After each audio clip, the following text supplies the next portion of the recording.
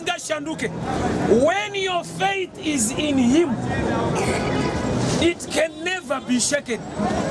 So mwari vataura shoko kuvana veIsraeri, budai Ijipita munotora Kenani. Kureva kuti havasi kunorwa kuti vatore, vari kurwa pazvinhu zvavanofanirwa kutora. Platform yahondo yavo pavari kupinda muKenani, they are not fighting to get, they are fighting what they already deserve. Vana veIsraeri havasi kurwa muKenani kuitira kuti vakawina vatore Kenani. Nyaya yeKenani, it's a godly given issue. So they're fighting. I see you're not delivering my results. I'm preaching now, I can hear it. So what the reason you could even know? Can I fighting Israel and my results? I will explain. Buda Ijipita munotora Kenani. Kureva kuti Kenani haisikuwani kwa effort. It's a godly given land. But there will come a time yakuti vachipinda imomo vanotanga kurwa. Saka toda kuti tuone this revelation. They were not fighting to get the land. They were fighting for their land according to God. Thank you, my brother. God bless you. Thank you so much, my brother. God bless you so much. So, faith yevana veIsraeri, even panotumwa maspai kuti endai munoshora muone kuti makamira sei, the report does not matter because already they've got one report: Canaan belongs to Israel. So when the word of God is settled in you, your faith will never be shaken.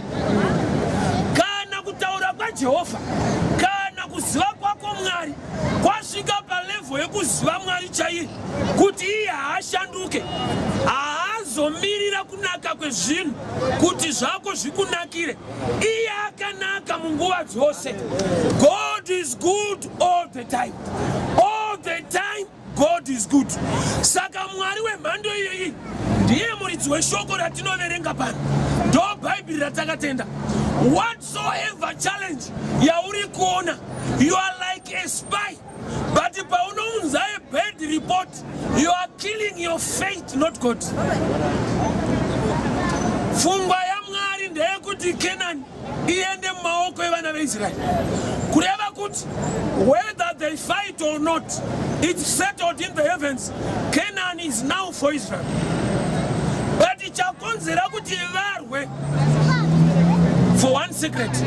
Ukapiwa chinhu, so is protection and security yaunoisa pachiri inenge iri less. So the fighting was not the fighting ekuti vawane land. They were fighting to create value. I remember mazuva ndakapimba adzimai vangu vakatomborambawo, vandakatoziva kuti ndo type yekuroora.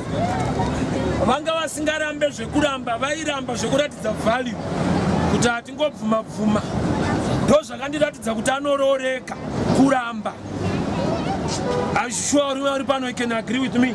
Kuti ukapfimba anongoti heka 1 kuroora kwako kunoti netsei futi iye ada. Nokuti une zvaunofungidzira kuti iye anongobvuma ka 1 ko ndikazotora rivi ndikaenda somewhere pakauyawo vamwe. Saka anoramba anocreate security kuti deti ndakaoma, ukaona ndatozoda munhu pane basi. So kana ukatora rivi unoenda ukazorora. So they know yavakataura ndichivaapproacha haisiye kudinaya. It's a no to create value. So the fighting of Israel, Mwari aida kuvashowa how valuable is the land. Mwari hasikuti rwai ndikupei. They were given before they fought. It's the mind of God. Kuti buda yukumutoro.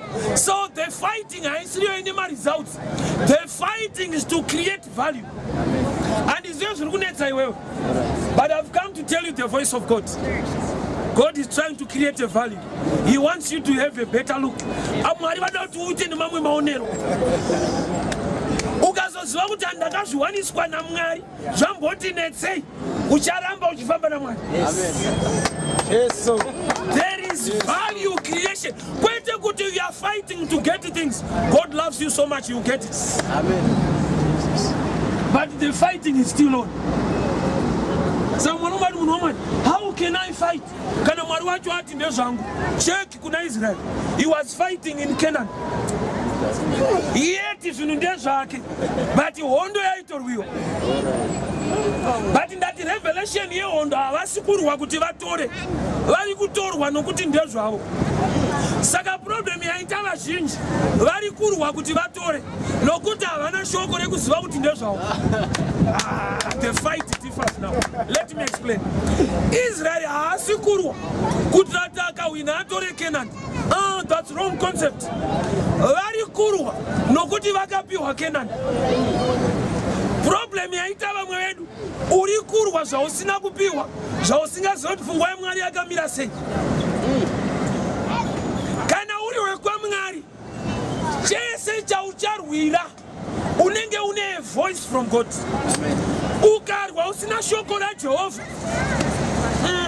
I love a man called David. Hondo dzese dzaienda aitanga abvunza Mwari, ndinokunda here? Kuti David ane better revelation, anoziva kunobva kukunda. Kukunda akubve mukugona kurwa. Kukunda kunobva kuna Jehovha. Saka hondo imwe neimwe yainorwiwa naDavid anga asingarwe kuti akunde, airwa nokuti akaikunda. He was a man of revelation. So vanhu vari kunzibuda Egypt muende Canaan, but vamu wilderness vanonzisarudzai varume tworufu vanomboona nzvimbo yandiri kukupai. Yet voice raMwari rati kudi kwamuri kuenda inyika yeuchi nemukaka, but Mwari ndokubva vati ndakuda kuona vanhu vandiri kufamba navo kuti randinotaura vanogona kuritenda here nyangwe vakaita maonero anenge asiriwo. Saka ndokubva vapinda muKenani vakaona mune magiants. Mwari havana kuuraya vanhu vaigara muKenani. Canaan was not a vacuum. Maitova nemagiants, but it is godly given place for Israel. Mwari aida nokuti hautore promise kana usina faith. Haugone kutora chako kana usina faith. Icho chiri chako. Saka vanhu pavakaona muKenani mune magiant, faith yavo yakasheka. Kwaite kuti Mwari anga atochinjawo mafungiro kuti sorry ndaita mistake, vachirimo ndakasika kuti munotora. No, haasi Mwari akashanduka, vanhu ndo vakashanduka iye Mwari apromise. God will never change. God will never change. God will never change. Vanhu vapinda Kenani vakaona magiant. Michero inorimwa imomo vakaiona. Ipapo ndo panonditi rwadzei. Kenani iri kunzi promised land. Kune vamwe vaitorima vachikohwa vasina revelation yekuti nzvimbo yakakomborerwa. Vana vaAnaki kwete veIsraeri ndo vaidya mizambiringa yakakura. Israeri painotora sample vakatora mumunda memunhu asina kukomborerwa but ari kukohwa zvakanyanya. Ukazvitarisa kunyika uchazviona kuti zvaunoda iwewe zvinenge zvine munhu asinganamati. Yaunotoda kufamba nayo wakaiona nemunhu asinganamati. Vana vaAnaki ndo vane mizambiringa.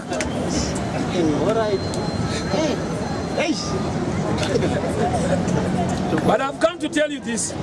It's simple, you can do better than them. Amen. Your God is so great. It's simple, chete. As not to see a Karane Singapore. Unless you are weak in faith.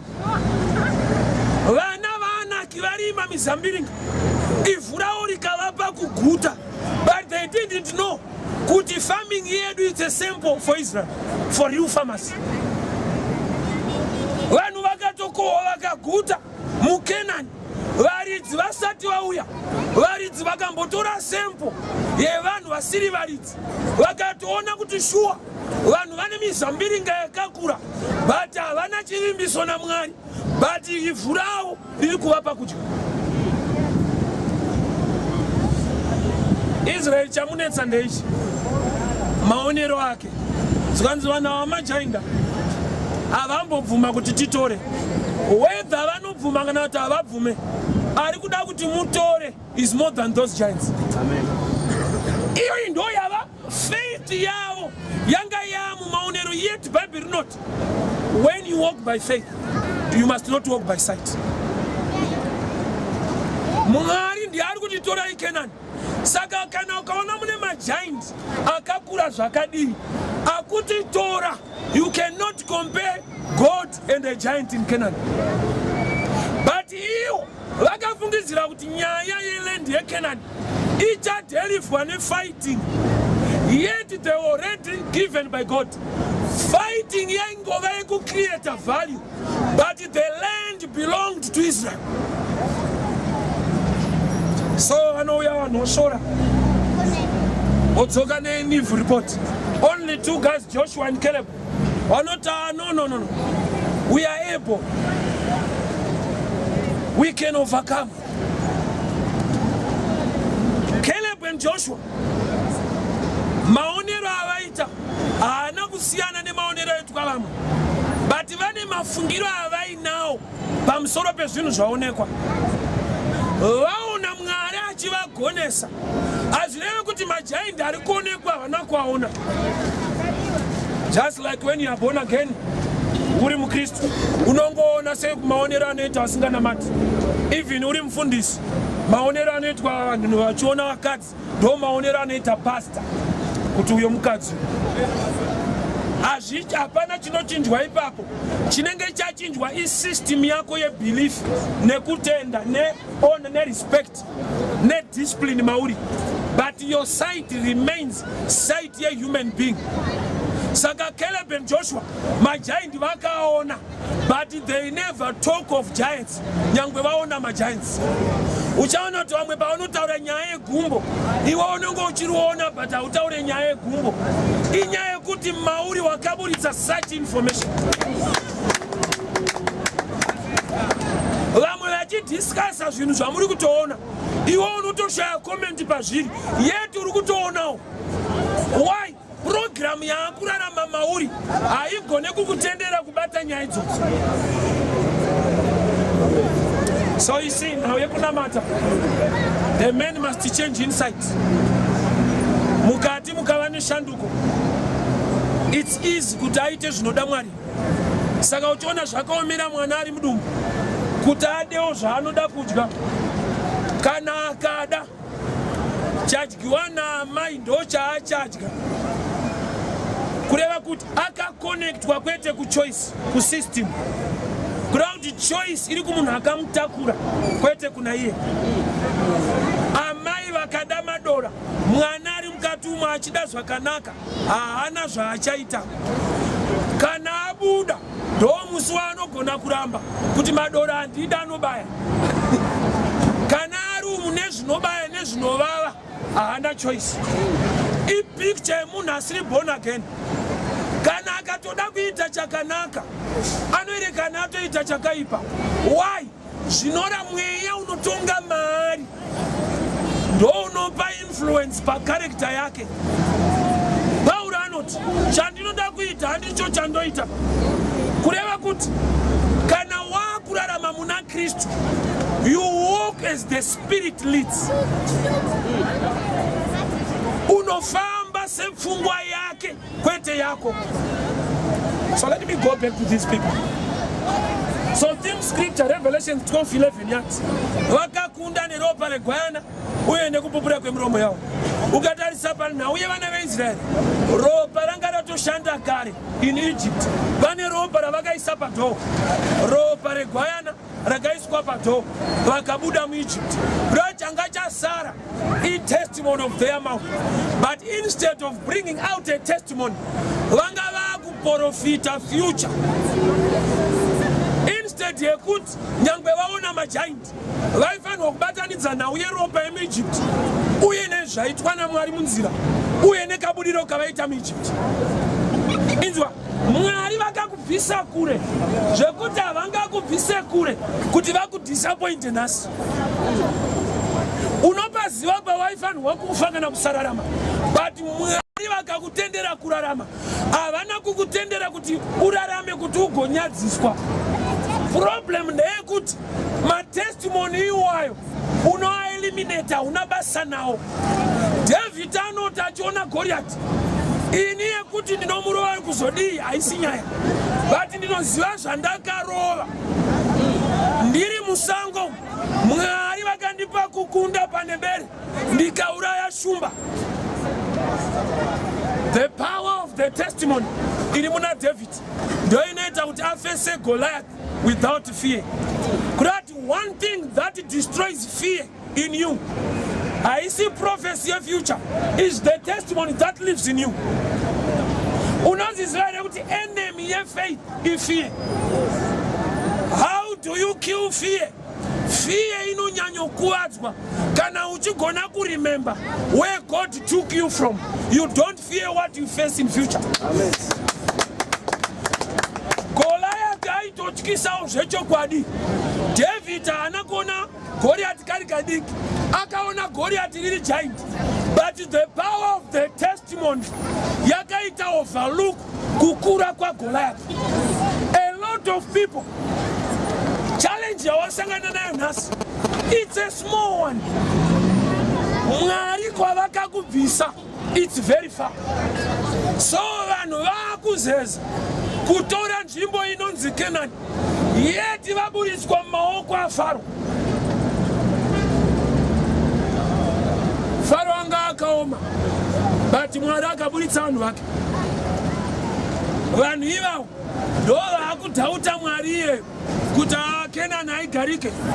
Ko kwamabva uku Red Sea yakaita parted. Those testimony were gone. Nekuda kwegiant raonekwa muKenani. And it's not the giant is standing in your life, but I want you to go back and check the testimony of your life. God took you from very far. Kana tiri sutakaita kuya kuHarare tiri murori, tinoziva Mwari kwaakabva nesu kure. Vamwe makaberekerwa muno, vamwe takauya nerori. Rori yaitendawo kubhora nevamwe, ndoyatakakwira. So Mwari uyu tinomuziva kuti ruoko rwake rwakabva nesu kure. Vamwe mune hama dzedu ishoma, tiri mabva kure. Saka Mwari uyu ndinomuziva kuti paifanirwa kuekitwa nehama yangu ndiye akaekita. Saka he cannot disappoint me today. Kana iye akabva neni kure. There is power in testimony. David anoona Goliath, vamwe vachitaura kureba kwaGoliath. David anoita play back the memory kuti Mwari uyu wandiri kuda kushanda naye nhasi ndine nhororondo yemashandiro atakamboita naye.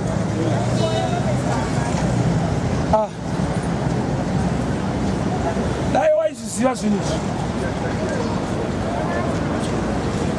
Magariro awakaita 9 months mudumbu ramai vako, wanga usina effort yako yawaisa. Today uri pano, God took you from very far. Uri mudumbu hapana chawaitomboziva, but all the processes went very fine. Kuti Mwari akaita kuti uberekwe, is the one still standing in your life. Munoziva here kuti nyaya idzi hadzisi nyore kunzi pangoberekwa mwana. Iwe maybe ukavhisa hospital, zvino zvinokubatsira kuti uve nefaith muchana. Kudeliver a baby haisi an easy issue.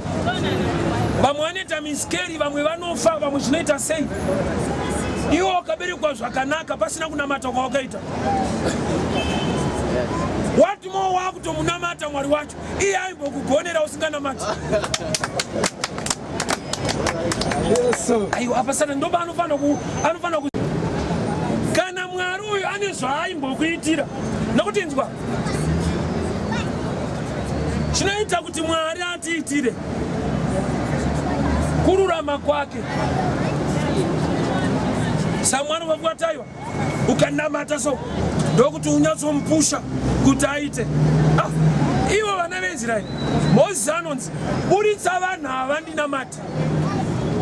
Saminana yese iri kuitwa genga risati rakunamata matatya achisvetukwa kuchiva nerima. Mwari ari kuti vanhu ava kana vabuda vandinamata. Saka Mwari munoitira vasinganamate minana sei. Ipapo ndo zvaifanozikana neIsraeri kuti kana akambounza matatya akatiburitsa pamaoko aFaro tisati takumunamata, what more this time tichinamata.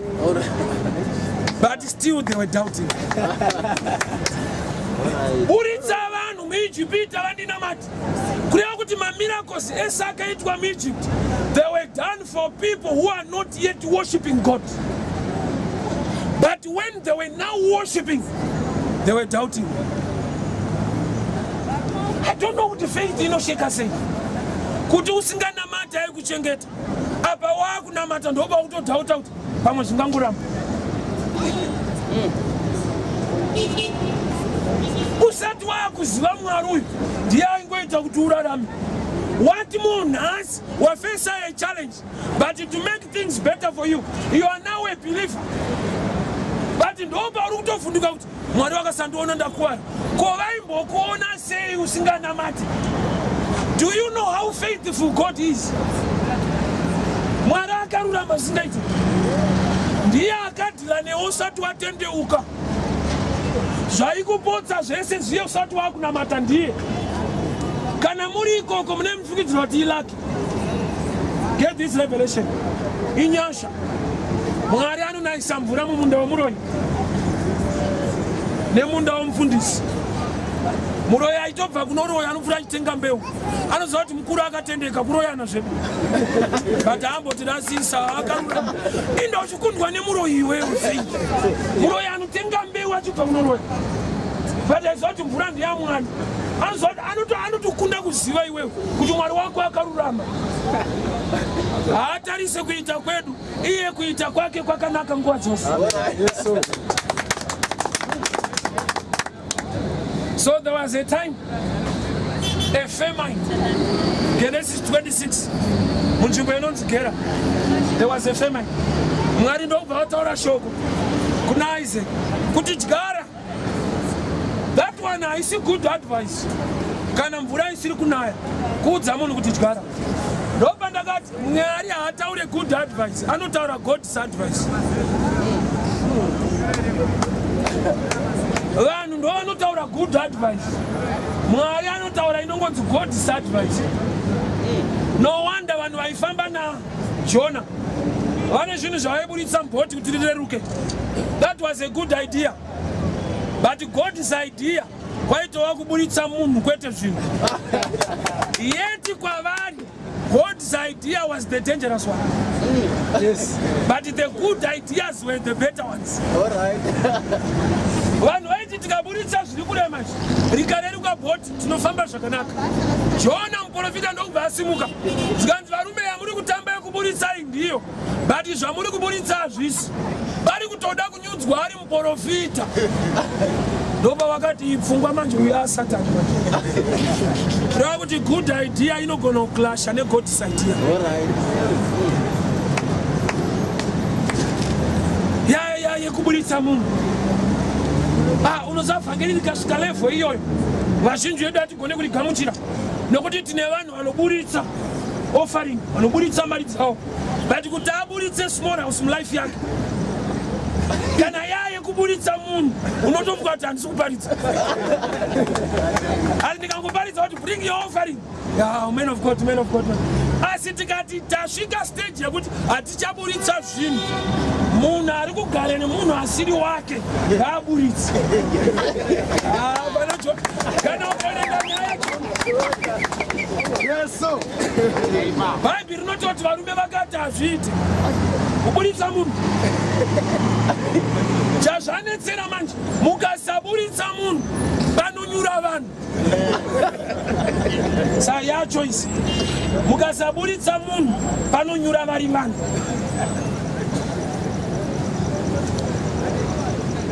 saurume ndova wakati iye Jona wacho ane musikanzwa ari kutoziva kuti problem ndeyake but abuda anoti ndiburitsei inzwa small house yako iri kutoziva kuti misikanzwa hazvina kunaka but yakatomirira kurambwa newe iye haikuramba hazviite kuti ati tetani chata akatomirirawo iwewe seuri kuona ngori kumubatsira muri kwavanozitambudzika so kutomubatsirawo inzwa nzenza ikadzikisa mutengo Mwari haafare vanhu ndo vanofara nzenza ikati ndakuita $2 Mwari amboti arerutsirawo vanhu ari kukanganisa hake but ari kurerutsa Mwari hapana change hapana chaanenge agonera denga ipapo but panyika kune type inogona kufara kudenga anenge atowedzera kutadza why denga rinenge rakutoti wakutouraya nevane shoma kureva kuti kana uri kurong side haugone kuita chiri correct kana ukatoti gona hachisi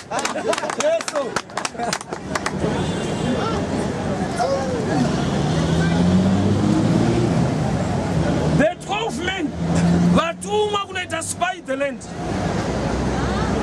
shoko vanaro kuti nzvimbo yamuri kunoona ndenyu so vari kuspaya zvinhu zvavo saka nhau yekuti hatigone kurwa kuti titore Canaan lack of revelation they were not fighting so that they will get Canaan they were fighting for their own Canaan yanga itori yavo according to God havasi kurwa kuti kana varwa Mwari wobva ati chitorai makunda no vasati vatomborwa Canaan belongs to Israel ukava nerevelation yekuziva kuti chinichi handisi kuvavarira kuva nacho ndiri kuchivavarira nokuti ndechangu you fight better.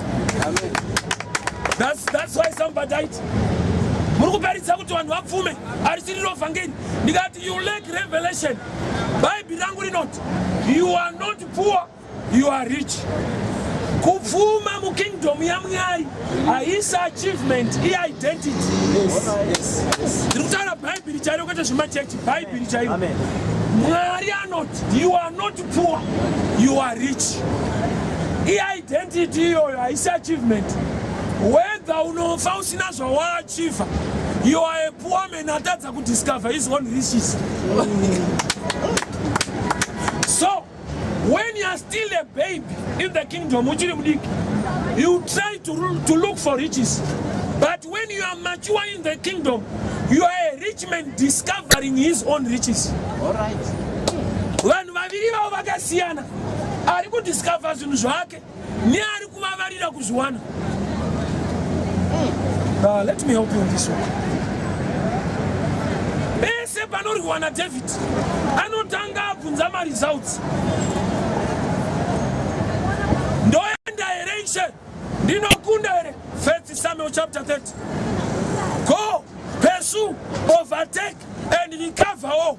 Fight yaitwa here haisati but results ka Ziklag yatapa David atora effort ya priest afugama akati Mwari we ndotevera here Mwari vakati tevera pursue overtake recover all munhu akutogolewa zvinhu asati aenda so David paari kutera haasi kutera asina revelation mari ari kutera ane shoko rekuti ndiri kunotora zvinhu kwete kunovarira kuti pamwe ndichatora doubt reason yekuti the word of God in you is less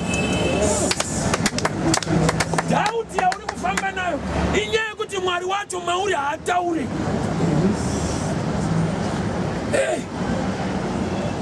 assurance yekunzwa voice raMwari mauri haataure.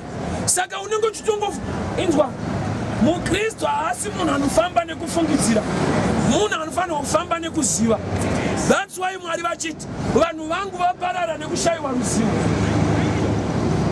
Haufambe nekufungidzira. No, spiritual life is ahead of the natural life. Nyika yemweya ndo nokuti inzwa zvaunoona zviri panyika yenyama zvakabva munyika yemweya. Mwari vachisika nyika ino vakasika denga nenyika. Zvakabva kupi zvaunoona izvi? Hameno kwazvakabva, asi zviripo. Ani unozvitenda? Nyika kune kwayaiva here? Hapana, yakatosikwa naMwari. Saka ivhu vakaritora kupi? Neniwo handizive. But inondiratidza kuti Mwari vanenge vanotora zvinhu kwazvisiri ndaakuzviziva. Nokuti izvi hakuna kwazvanga zviri, but zvapo. Let me help your mind. Ndikati munhu akasikwa kubva kuivhu, ipapo hauna dhauti uri kuriona. But ndikati ko ivhu rakabva kupi? Nokaunoti handizive. Ndokubvunza kuti asiriripo here? Oti ndoti saka tenda zvese zvaunofungidzira kuti Mwari anokuitira kuti anoita. Nokuti ivhu kuritresa kuti rakabva kupi hapana anotoziva. Asiriripo here? Saka nezvatisingazive zvinogona kuvapo. Zvausingagone kutresa nemaindi yako, Mwari ndo zvaanoita izvo. That's God for you. So your faith ikava mukuziva revelation yaMwari wacho. You must know him. Daniel 11:32 inoti vanoziva Mwari wavo vachava nesimba, vachaita mabasa makuru. And the opposite is also correct. Vasingazive Mwari wavo vachashayiwa simba, vachashandiswa zvikuru. Depth and knowledge don't dimension ema exploits. Ndo zvakanakira muJesu akafamba netsoka pamvura aina Pita. But vaitonopinda mubhoti mune vamwe vasingade kufamba netsoka. Jesu haana kuti kuna Pita ngatipfurire bhoti timu haidi minana. Jesu andoziva kuti kune vamwe vasingade minana, tichafamba navo mulevel yavo. Kushaya minana hakukuitai masatanist, kunokuitai vanhu vari vasiri kuexperience zvinoita Mwari. Jesu haana kupfuririra vanhu vari mubhoti, akanovajoina kuratidza kuti Mwari wedu akatendeka. Anotoziva kuti unamata unonamata but hautende zvishamiso. Asaka hausi musatanist, uri munhu ari kurasikirwa nezvinhu zvaMwari. Jesu akatonopinda mubhoti rine vanhu varamba kufamba pamvura netsoka. Kuratidza kuti Mwari anotoziva kuti we munana haudi, saka achafamba newe mulevel yako kwete yake.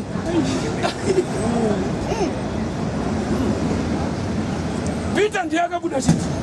Pita hasi kufambira nyaya yekuti akarurama, ndiye ari kuda. Saka tiona nyaya yemamiracles iri questionable still.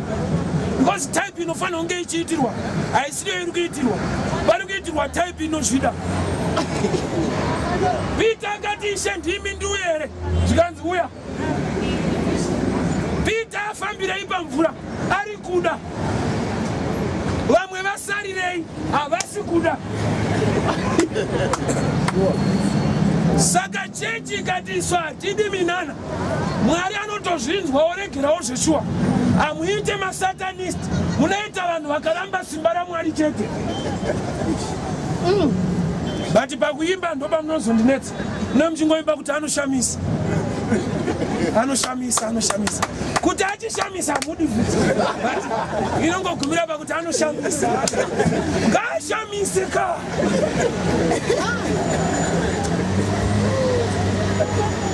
Vanogadzira nzira, pasina nzira ngaichigadzirwa ka mishonga.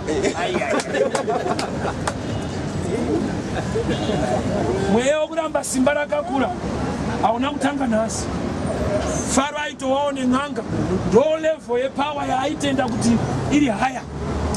Kana usati waziva Mwari, kana uri munhu anoda zvepower, unopfuura nekun'anga. ini ndakapfura neko. Usukuparidzirwa nemwana womufundisi, kuparidzirwa nemunhu akabva kwenyika. Faro aiva nen'anga dzake. Why? Ndo security yemazuva acho yaaitovimba nayo yemhando yepamusoro. Vaiti vakakanda tsvimbo zoita nyoka, Faro osekerera kuti ndine vakomana vangu zveshuku.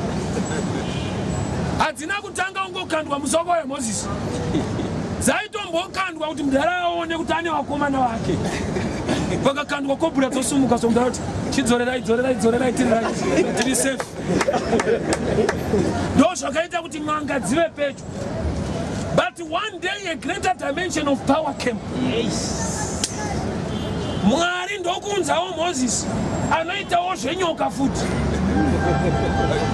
Mwari akaita zvenyoka nomukadzi.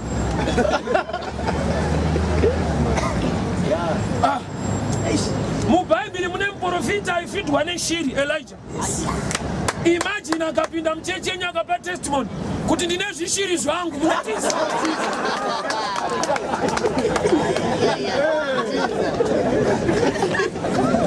Yeti ndo Bhaibheri ramunoti ndore zvokwadi but haudi.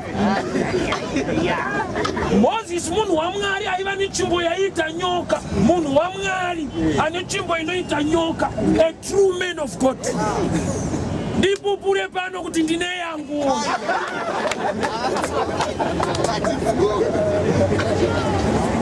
Kuti level hedu yekutenda inoda kuti zvigumira ikoko. Mwari utoda kuti zvaakaita zvinoshamisa ndezveikoko. Isu ngaachimira hake kushamisa tife tiende. So Moses anouya mupalasi okandawo tsvimbo naAroni. Faro taiwa yamaita ndine tone vakomana vanoita. Vakomana demonstration of power. Nyoka ndokubva dzawanda pa. Dzisiridzo ngadziwande. Original dziri 2. Mafake dziripo kana 10. No problem yefake. Kuwandisa. Zvisiri zvokuwandisa. Nyoka dzisiridzo mukuwanda kwadzoita. Dzadza kungovhenga dzisiridzo baba. Chaidzo dziri mukona dziri tuso. Ndomunga Faro aingoseka kuti mazvona. But Mwari angapa vanhu ability yekuti dzevarume vekwaJehovha handi nyoka chete, imhando yenyoka dzinodya nyoka. Zvekuti nyoka dzakatanga kumedzwa, vakagadzira nyoka dzine nzara yakanyanya, dzakamedzwa dzese. Faro haana kutendeuka. Saka vakomana maindivhara ava ndo vari nani. Haana, akaramba ari kusaidhi kwaRuza ikoko. Ndoko akaramba ari. Kureva kuti wanga watoo mweya wokuenda kusaidhi risirira. Dai akaendera maresults ndo musi waifanirwa kutransfer. Uchaona kuti pane munhu anosapota bhora. Aimbosapotera maresults kubva kudhara. Yakaipa. Mazuva ano iri kurohwa sterek haachasiya. Kuti kana ikatoruza ndo yake watomweya. Aimboida nokuti yaihwina. Apa nemarwerwa iri kuitwa unonzwa achiti ndo yedu. Tiri matumbari baba zviti. Ndo yedu haande. Kepe bhora. Kana uchonzoti iri pasi peloku unonzwa kuti kepe bhora. Watomweya. Haasisiri maresults aya. Uyu watomweya wacho. Kana ikarohwa zvakadii haachachinja. Kuti anotanga achiinga maresults ozomanipuletwa nespirit opedzera akuda zvinhu izvozvo chete. So Faro haana kushanduka. N'anga dzamedzerwa tsvimbo, even n'anga dzacho hadzina kutendeuka. You remember Peter achidambura munhu nzeve mugadheni. Munhu iye nzeve yakadzorerwa, munhu iye haana kutendeuka. Akatoshedzera kuti naye achiitirwa munana but akatadza kuteerera Jesu. Ukaona miracle yatadza kukuconvince. Vhangeri roramba. Zvirema zvosumuka. Oramba uchingoti hasi Mwari. Mwari wacho unomusi Mwari. Mwari ari papi. roshumirwa woti haasi zvirema zvoporeswa woti haasi Mwari. Mwari anomboita nezvei waunoziva iwe Mwari? Mamiracles aite kushumira haasiriye anoita nezvei chaiye chaiye. Noti mwana upfuura ngoparidza haasi Mwari azviite zati kuri kuitika minana haasi Mwari azviite wake anenge achiita nezvei? Haparidza haite mamiracles anongova Mwari chete.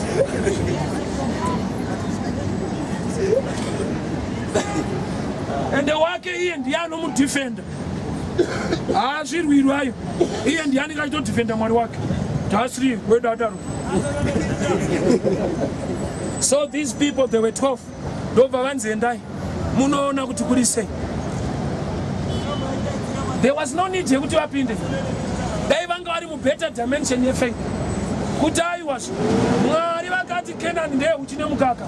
So whatever we are going to see, we have got the word of God in our hearts. We are going to make it. Shoko raMwari rikaita shoma ucharishandura nemaonero auri kuita zvinhu mazuva. Shoko raMwari rikasarara mamauri maonero auri kuita mamiro akaita zvinhu kubasa kana marriage uchafungidzira kuti haisi pfungwa yaMwari kuti uve marriage iyo. Unoziva kuti kana dzimwe nguva zvinhu zviri zvako zvinogona kutonetsa izvo zviri zvako zviri godly given. Jesu ndiye akanzi nedenga enda panyika unofira vanhu ende pamuchinjikwa. But auya panyika pacho muchinjikwa haana kuutora nyore. There were elections, Jesus or Barabbas. Vanhu kutoita mavhoti muchinjikwa womuridzi. Muchinjikwa ndewaJesu. But Pilate ndobva ati toda kuvhota. Anoenda pamuchinjikwa ndeupi patuwa? Muchinjikwa waJesu wakuenderwa kuma-elections. A lot of people vakarelaxa nokuti vakangonzwa kuti zvinhu izvi uchazviwana Mwari anokukomborera. The devil will contest you. I want to show you this. Zita rekuti Barabbas is the Greek word. It just means son of father. Ba means son of. Abbas means Abba, cannot father. Jesus is also the son of the father. Banyika ari kukuidzwa nemumwe futi son of the father.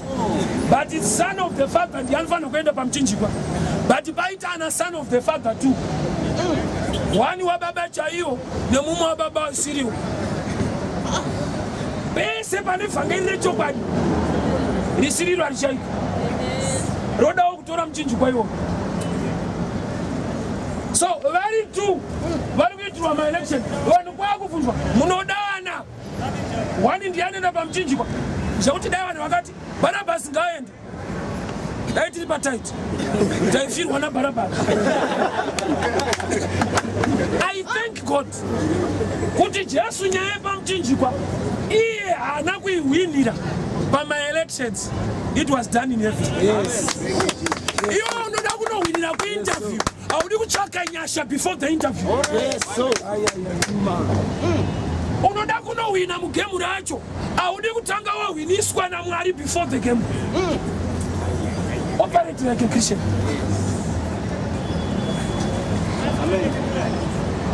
Sautone muro yasingaziva kuti kumba kwako unokiya zvakadini vanongoudza kuti haurare nhasi.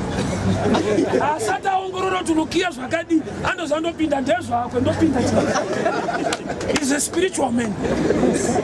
And even akasauya haurare chinoita kuti usarare unoida kunoti anoyongoya.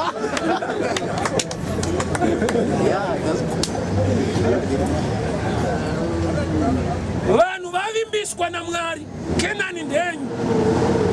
But pavakunotarisa Kenani yacho vakutaura imwe pfungwa kuti it's not possible. Kureva here kuti maonero evanhu achinja vhangeri hongu. Mwari haashanduke. Maonero ako ndo akashanduka ukafungidzira kuti Mwari havakugonesi. Mwari ati pindai mutore Kenani. Saka fighting haisiri inopa vanhu Kenani. No, they were already given by God. Jesu kana vanhu vakanzi munodani Jesu kana Barabbas. Jesu apa haasi worried. Why? He knows. Kuti ndo yandakainga yemuchinjikwa aisiya Barabbas. That's why wakaona even kana vanhu vacho instead yekuti vati Jesu ngauye Barabbas roerai vakatiroverai Jesu. Sei vanhu vachitonge vaita era kana denga richikusapota panyika futi vanhu vanokusapota neera.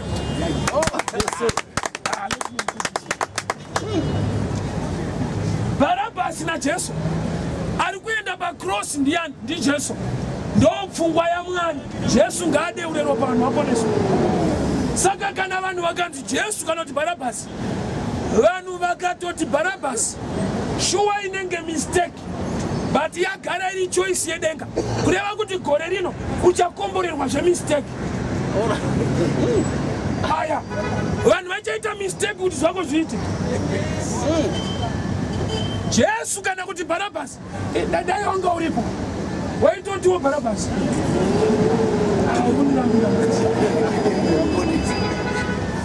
Dai wanga uripo Jesu na Barabbas waitotiwo Barabbas.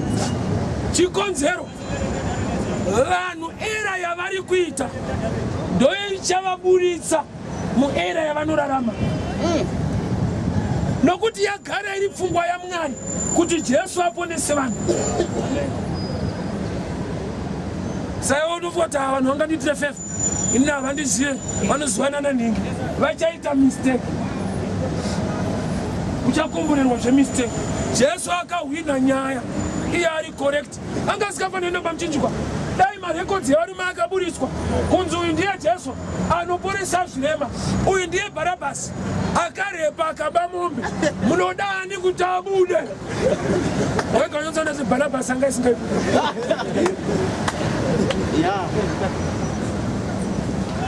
Barabbas ane nyaya dzake, Jesu ane dzake. Jesu dzake dzakanaka ufunge. Hama dzaLazaro dzadziripo. Jairus anga aripo kumutsirwa mwana. 5,000 vakafidwa vanga varipo. Barabbas vakarepera vana vanga varipo. Vakabira mombe vanga varipo. Dai marekodzi akabuda pachena anga asingaibude. Ndo zvakanakira vhangeri raJesu rinodzima zvipomerwa zvako. Arikupe mhosva rinotokuburitsa mhosva. Ndokunaka kwevhangeri raKristu. Arikupe mhosva rinokuburitsa mumhosva dzacho. Vhangeri haripe munhu mhosva. Let me show you this. That's the main reason. Kuti place munyari pavanoti kuri kuuya disaster, kunototanga kwauya a way to come out of disaster. But nzeve yako ikasateerera vhangeri raKristu, mudisaster ndoma unozoda kutsvaka nzira. Yeti nzira yakaparidzwa before the disaster. Panyika kana kumberi kune hampu anonyora kumashure, hampu ahead. Zvakwauri kuti waverenga uchadzora speed here kana kuti uchaverenga ongoramba uri musame speed. I assure you, hampu hainei nekuti waverenga, ine chekuita nekuti wadzora speed here. Wakaverenga ukasvika uchimhanya unotamba nhova wakaverenga. Tine vanhu vari kuriverenga but hasi kufamba musha. Ukaverenga kuti hampu ahead, ukaramba wakaivesa mota unokuvara pahampu wakaverenga. Hampu haimbonyara kuti but waverenga unongokuvara zvakadaro. Taura kuti shoko uri kuverenga but pahampu hausi. So what's the secret? Waverenga uri kuitei nazvo. Zvaunoverenga bhaibheri uri kuitei nezvaunodzidza. Zvanzi naJesu vanonzwa shoko rangu vakafanana nevavaki. Vavaki tu. Mumwe akangwara, wise one and the foolish one, nomwe akapusa. But vese vachinzi vavaki. Nevakapusa vaitovakawo. Vese vachivaka. But pakauya disaster, yemumwe yakaputsika. But yeweyo akachenjera. Saka akachenjera zvanzi ndiye anoti akanzwa shoko oriita. Great wisdom is applying the word of God. Kuva neuchenjeri kana kuti wisdom kugona kushandisa vhangeri raunonzwa. Ukaona uchingorinzwa usingarishandise, namatira mweya wewisdom. Hauna wisdom, une knowledge chete. Knowledge haikuponese. Chinoponesa wisdom, application of the knowledge. Ukashika pahambu uri high speed, hambu hainyare kuti wamboverenga, unokuwara zvakadaro. Vanhu vakuwara mavhesi ari mumwoyo. John 1, Mark 4, unokuwara zvakadaro. Are you applying the scripture? Torai ropa regwayana muzore bato. Kurati kuuraya gwai first stage. Kuaplaya ropa. Mutumwa akauya. Zanzi mutumwa akauya usiku. Hadi kuya masikati. Pakati pe usiku ndo pakauya ngirozi ichitarisa ropa. Hadi kuya masikati. Let me show you this. The blood of the lamb, it just represents Jesus. And Jesus is the light. Reva kuti chaitoratidza kuti ropa iri nderegwayana raifanirwa kupenya usiku nokuti Jesu wacho is the light. So zvekuti ukaisa rembudzi ndopa waizobata shuwa kuti harifi. Ukaisa redhongi ndopa zvaizozikanwa usiku. Nokuti mutumwa ari kuti kana ndawana ropa, but sei akuda kuuya kuusiku, mhando yeropa raJesu rinongomirira chiedza, Jesus the light. Kurati ropa iri ndo raitoreflecta. Kurati ukagonawo kungouraya dhongi wozora redhongi, zvaizongobatwa usiku, redhongi ari reflect. Ndakati ndo danger yemunhu anokopa zvinoita Noah asingade kushanda naNoah. Anonyura iye akaita zviri correct. Ukaziva kuti Noah akasei ashandisei, ukanoita saizvozvo unongonyura zvakadaro. Chikonzero Noah ndiye awanirwa nyasha kwete areka. Saka vanhu dzimwe nguva ari kupotsa kune nyasha, wotanga kugadzira imwe structure wodzishaya. Vachitoita zviri correct but vasingade kuflowa nedirection iri correct. Let me show you this. Ndakati dai tikava leadership in a revelation, it helps the congregation. Murembe kunamata. Kwa Israel vaidai so. Mwari aigona kudana munhu ane calling yekuponesa Israel, but calling yake is so different from others. Gideon akashanda nemasoja. Samson haana. Same God, same job. Gideon yanonzi murume womhare. Ndoda kuti udzikinira Israel. Ndokubva aunganidza masoja ake. Mwari ndokubva adanawo kuti Samson, ndoda kuti usunungure Israel. Enda weka. Saka Samson akakopa zvaGideon, anoparidza risiriro kuti hamusi kundisapota futi. Ndakafanana naGideon but ministry yangu hamuiremekedzi. He is lacking revelation. He is doing things according to history. Unamata haisi nhororondo, chizaruko. No wonder the last book in the Bible rinonzi zvakazarurwa, kwete zvapera. Kureva kuti paunofungidzwa kuti wapedza kuverenga, you must get a revelation. All right. Okay.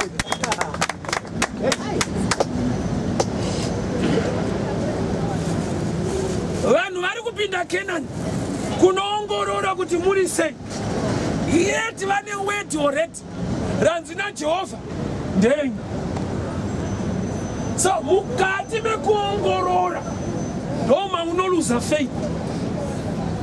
Imbomira kuongorora tenda Mwari wacho. Sapa vakaongorora vakaona mune magiant, vakadzoka vakataura azviite tinofira mahara. Kurati kutadza kutora Canaan haisi nyaya yekuti ioma avameche magiants arimo. It's an issue of faith.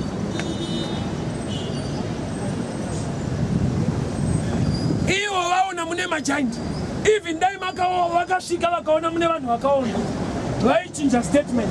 mweya usapinda une nharo. Vakaona majaindi vakati torowa tikafa. Dai vakaona vanhu vakaonda vaiti mune nzara tinofira mahara. Hapana pavaizopinda. Sautona mweya usatendeuka ukabata munhu. Akaona unoparidza wacho ari simbuso. Vantu vafana vari kutamba. Akaona wapaka benza padumbururu masatanist mwamuka. Mweya wacho unokupa mabhizi. Yesu. Amen. Ay. Ukachena siri hada ushamisira kuparidza kwekuritsa. Ukaruwa Simba dai Mwari amusumudza.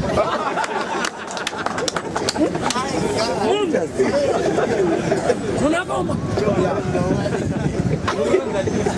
Unazvare kuti mubhaibheri Mwari pavaisika zvinhu vaiti this is good. But pavakasika munhu ndopakachinja mutauro. Ndopavakati this is not good for a man to be alone. Amen. Vakasikwa mombe vakati zvakanaka. Gomo zvakanaka. Vakazosikwa munhu ndopakati asi right. Zvatotanga kuipa. No wonder even in society. Let me tell you this. Even mukusaita pane zvavari kutaura. Ungota usiku zvinzwa. Vari kutokuwanzira usina chinhu. Saka ndikaita izvi vanozotaurisa. Vari kutotaurisa kungoti haunzwe zvako. Vari kutotarisa usina kana chinhu. Ukatenga masofa ukaenda nawo kuseni kuti tione manje kuti atenge. Ukati rega ndiende nawo usiku hekuba akuiwa nawo usiku. Saka funga kwako masofa antengwa nguwa. Kana uri musociety yakadaro uye kunzwa masofa iwo. Hapana kutoramba chigara basi. Society haigarika. Anytime iri wrong. That's people for you. Yes. The same war, hondo imwe chete yekuti vamwe vakamira vakarwa vanonzi mahero. Mumwe akatiza hondo iyoyo anonzi refugee. Haisi hondo yapa vanhu mazita. Zvaitwa nevanhu muhondo ndo mazita avo. Zvinoita kuti mumwe anzi hero kuna akaita refugee panguva yacho. Madecisions akatorwa nevanhu zvinhu zvanetsa. Mumwe akati ndotomira zvinhu zvangu. Mumwe akati ina handidi zokurwana nemunhu. Ndodzoka zvanaka. Refugee.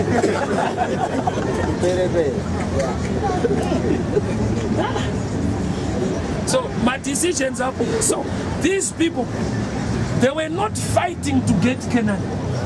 The revelation was already out from the mouth of God. Canaan belongs to you. Munhu anoziva kuti Mwari kana areva shoko rake ari kurevesa, Mwari adzoke shure, Mwari ashanduke. Ndiye munhu wekuti kana akaona zvinhu zvaita kunge zvaita mamiriro asiriwo, he will stand in God's word, not in situations. That's why Peter aitaona asina kubata hoyo. Jesu ndokubva amuti chikanda. Peter akabudawo pachena kuti tambotraya usiku wese hatina, asi nekudawo kweshoko renyu. That's why Peter akamuti unoita mudzidzi. Shoko rangu unorida straight. Wariona tinoshanda kudarika dhamu rangu. Nekuda kweshoko ramataura ata akukanda. Kuti chavari kukandira haisi trust yedhemu, itrust yemunhu asiri mudhamu. Yes. All night. Inzwa. Ndakati miracle hombe hakusi kubata fish dzakawanda mudhamu. Kubata hoyi mudhamu hakusi munani. Ikodzero ndoma dziri. Munana kusabata dzirimo. Amen. Vanhu munana mauziye. Kuti dhamu ravakabata dzakawanda ndoma vamama vanga vaita pfungwe vasina kubata. Saka munana wanga watotanga kare. Yeah. Usabata madzakazara. Munana iwo. ukashaya basa musango haisi problem amuna, but ukashaya basa kuma industry munana ndokunoshandwa ndokwawalishaya asaka usundiva ukasabata hoyi mutango it's a miracle nokuti dzirimo kushaya basa kuri kushandwa munana ukarishaya musango zviri normal. Without challenging somebody, you need them life here for this normal. Yes. Just don't but chikanda in it. Come on and over kanda. Don't but zabato. Don't go minister. Say Peter gas of Mamsia fish. Here Muna hida fish. Zabat was about one day, Bible wrote Luke chapter 4-5. Net Katanga Varuka. Net Raga Varuka Gudaro, and this fish is also Zara Net. Raga Varuka Iro, fish Zara. Saga Peter, Net Rap and the fish Zakawanda. Kwakuta is a net Konoraga Varuka. Dopa Akasia. What do you Indian in your hands? I listen it. Irika Varuka Varukiro or I no lose a fish. But in Nasi Daraka Varuka Rabata Zakawanda. Uyum Dara Nayam Daro. That's why Peter got to show and Chada. Top 10. Because my show when you are not to battle Darikanet.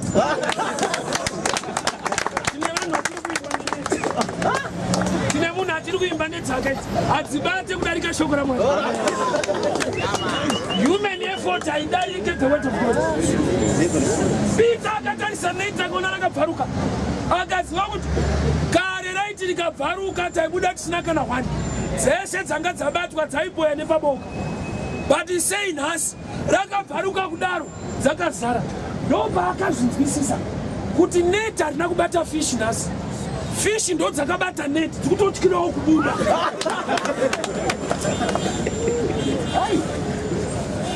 I know it's one of the Rama.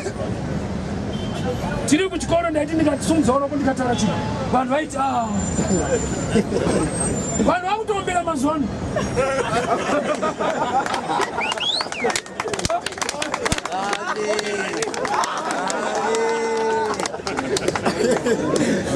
Amen. Sakande can look at us here.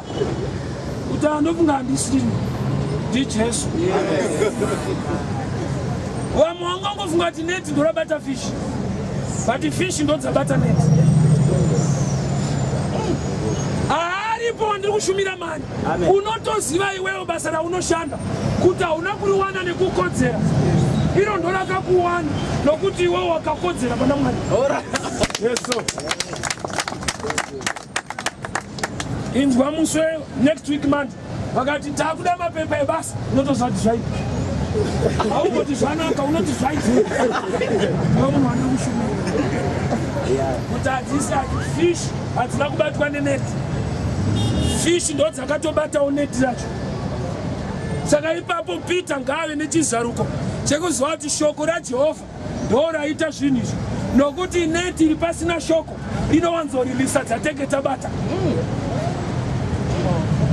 Ubasa wakangoti takuda mapepa ebasa. Wega unotonzwa wakutotaura mauri kuti zvaipa. Aumboti zvanaka zvaipa. Wakuda matsamba. Bate vanoramba wakanyarara unga usingadi. Ari kuwanyararidza unomuziva. Unofunga kuti irake. Kuti vasabvunze mapepa ebasa. Iwe uchingoshanda muofisi mo. Funga kwako kambani yenyu yakasarira zvokuti haidi vanhu vakafunda. Pamwe pacho ingoona umwani. Zvitange musi wemande kuti mapepa unoenda kuprayer line. Vakuda mapepa handina munhu wamwani. Ndaendaitirwa nyasha. Unadzo nyasha idzi.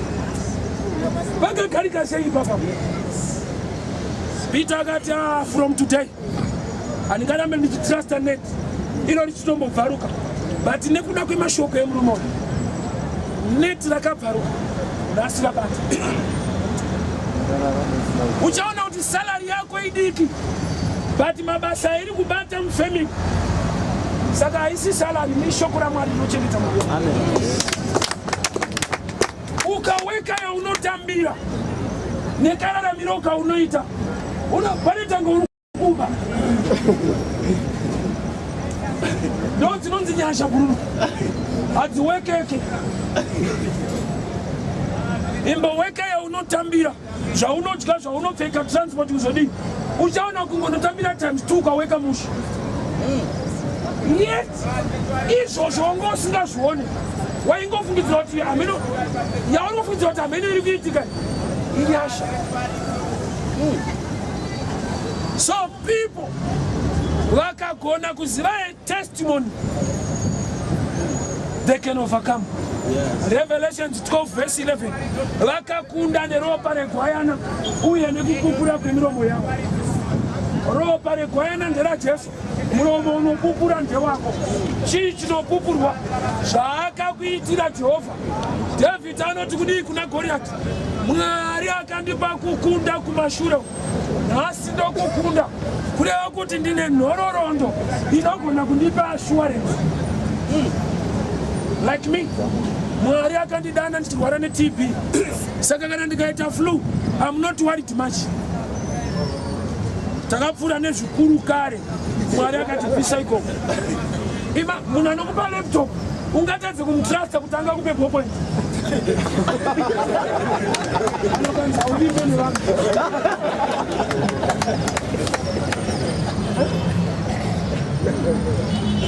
Munhu anombokupa laptop oshaya ballpoint womona nayo oti kuti angandipe nhasi. Agara anotokupa zvikuru kuti already usati wati ndipe ballpoint mauri mune joy unomuapproacha neassurance. Prayer isina faith prayer inoleka assurance. God will check on your faith, not on your request. Let me teach. Faith, without faith you can't please God. But when you pray to God, your request is not an issue. The main issue is your faith in that request.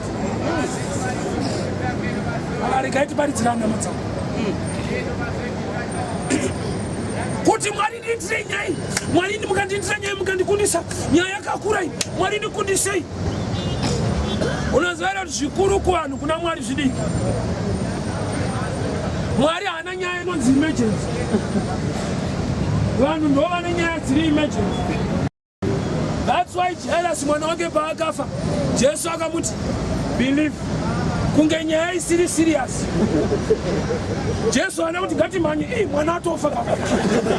Wakambonzwa Jesu akamhanya mubhaibheri, wakamboti kana reti ndevere rakanzi mukosi uyagijima. Mhanya hakuna emergency. Even zvako nemapisiro azvaita haisi emergency. God will surprise you. You can do it. Mhanya nokuti kwasati asvika atoripo. I know him better. He's the God of omnipresence. Paunofungidzira kuti hako ndokwari. So mwana waJairus afa, Jesu ana kuti mwana ngatiwedzere pesi. Let's tokonosvika asati anyatsofiririra. Jesu akati chero kunge kuna Lazaro akatozouya mukomana avigwa. Unoti vanhu vaiona Jesu murodhi vaiti kudii? Idzi dzakubata maoko, dzanga dzakamirirwa nguva yese. Ndiye mufundisi wavo waitemba kwa. Haana kukana panhama haana kuuya. Apa akuya kuzobata maoko. Mwari achasurprise vanhu. Mwari achatanga akunonokera achida kungovashoka. Dai Jesu akauya Lazaro achirwara. Mbiri yacho yaita diki. Vanhu vaigona kufungidzira kuti anyway chirwere chacho aigona kuzombofika anyway. Saka Mwari akabvisa machances akasiya nyasha. Pane imwe situation life mako yekuti zvikaita manje so vanhu vangangofungidzira kuti because wakafunda saka wakazoronga because uzwanana nini zvichaita wese kuti Mwari aburitse the best.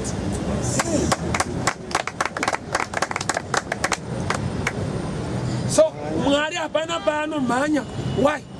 Every request yaunofunga kuti emergency ndo mafungiro ako kwete ake. You know the prayer of Joshua. Joshua akanamata kuti Mwari zuva ngarimire. Iwe unotoziva zuva rifana. Aida kutomisawo zvakamira. Zuva rifambe chinotenderera iye. Joshua mukuru wechechi wekwaIsraeri ndobva ati nhasi zuva mira. Iye akatofungidzirawo kuti ramira. But rega ndikuudze the difference here. Mwari paprayer havanzwe mashoko bedzi, vanonzvera chauri kunyatsoda. Nokuti pamwe pamashoko unoapotsa kunge newe unofarira chirungu zvimwe zvanotaura zvisizvo. Anoziva kuti wedzira kuti breakthrough zvinongoreva kupfuura nemo kuvhora. Iwe unoda kutoti zvipere what I want a breakthrough. Vanondoziva kuti uyo ada kuti zvipere asina kupfuura nemo. Vanondoziva kuti chirungu changorasa vanonzvera moyo. Breakthrough unotopfuura nemo iwewe kuti uda kuti zvingopera zvakadaro. So prayer yaJoshua chaari kuda ndechekuti nguva imbomira, but yake nguva izuva anotoriona richifamba richidai. Dai zuva raibuda richivira, vamwe vedu taigona kukupudza kuti pakati peusiku mutaimira wozotiudza kuti rinodzokera nguva iyo, nokuti pese patinomuka mangwanani rinenge richivira kuti, but patinorara rinenge richivira kuti. Vana akariona richidzokera rinodzokera nguva aifunga. Hapana kwariraenda pariri ndipapo. There are times yekuti mwedzi unogona kubuda uri full moon pamwe uri crescent. Mwedzi wagara ungoridzi worarerawo. Paunooneka uri crescent hazvina kuti unombopota uchidambuka. Maonero ako ndo anombodambura. Zvauti ukati dhirowa mwedzi haugoni kudhirowa crescent, unotodhirowa chakadai. Kunoti pane imwe nguva waunoapia uri kachidimbuso, but wega unotoziva kuti kunoku ndo kuri kudambura zvinhu. Uko hazvidambuke zvazviri ndizvozvo, kuno kunopota kuchidambuka. Kunoti knowledge yebasi yagara isinga-understand knowledge yekumusoro. That's why you must worship God in spirit and truth. Why? Naturally you cannot receive the things of the spirit. Unopota uchizvidhauta uchizvidambura so kuti shuwa Mwari kusimudza inini hazviti unodambura nyaya dzavo. Why? Nokuti Mwari matauriro ari kuita majaindi arimo amaona muKenani. Haisi nyaya yekuti mukavarova Mwari wobva akupai. Makatopiwa musati marovana. Saka hamusi kuwana Kenani ne5